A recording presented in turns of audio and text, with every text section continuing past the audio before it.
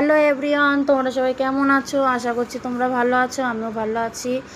দেখো, আমি আরেকটা রান্নার ভিডিও নিয়ে চলে এসেছি। এটা আজকের রান্না না, কেননা এটা পরশুদিনের রান্না। আজকে বৃহস্পতিবার, আজকে আমাদের নিরামিষ ছিল, ওই জন্য আজকে সেমন কিছু দেখাতে পারিনি। ওই জন্য পরশুদিনের রান্না এটা তোলা ছিল, তাই ভাবছি এটাই ছাড়ি। দেখো, প্রথমে নুন হলুদ দিয়ে মাছগুলো ভেজে নিয়েছি, একদম টাটকা মাছ। কেননা মাছ ওই দিনকে কিনেছিলাম, কিনে আমি বালতির মধ্যে জিয়ে রেখেছিলাম।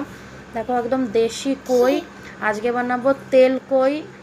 এই দেখো, প্রথমে মাছ আমি ভেজে নিয়েছি, তারপরে ওই তেলের ভিতরে একটু কালো জিরে আর একটা শুকনো লঙ্কা ফোড়নে দিয়ে দিলাম। আর এইদিকে হচ্ছে মশলা, শিলে আমি মশলা করতে পারিনি, খুব দেরি হয়ে গেছিলো, ওই জন্য আমি মিক্সিতেই মশলা করে নিয়েছি। সামান্য জিরে আর দুই তিনটে শুকনো লঙ্কা, সেটা পেস্ট করে নিয়েছি। আর দেখো, তেলের মধ্যে আমি মশলাটাও দিয়ে দিয়েছি, নুন হলুদ দিয়ে একটু ভাজা ভাজা করে জল দিয়ে দেবো। দেখো, মশলাটা একটুখানি ভালো করে কষিয়ে নিচ্ছি, তারপরে পরিমাণ মতন জল দিয়ে দেবো। জল দিয়ে যখন টকবক করে ফুটে যাবে তখনই মাছটা দিয়ে দেবো। মাছটা দিয়ে তারপরে একটুখানি মানে জাল দিয়ে নামিয়ে দেবো, আর কিচ্ছু দেবো না। একদম সিম্পলভাবে বানালাম তেল কই। তোমরা জানিও যে কেমন হয়েছে, কিন্তু খেতে বন্ধুরা দারুণ হয়েছিল তেল কইটা।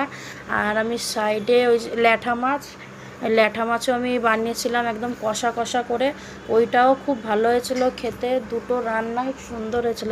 তেল কইটা বানিয়েছিলাম আর একটু পর্যন্ত ছিল না, কেননা সবাই খেয়ে নিয়েছে তেল কইটা, বলছে খুব ভালো হয়েছিল।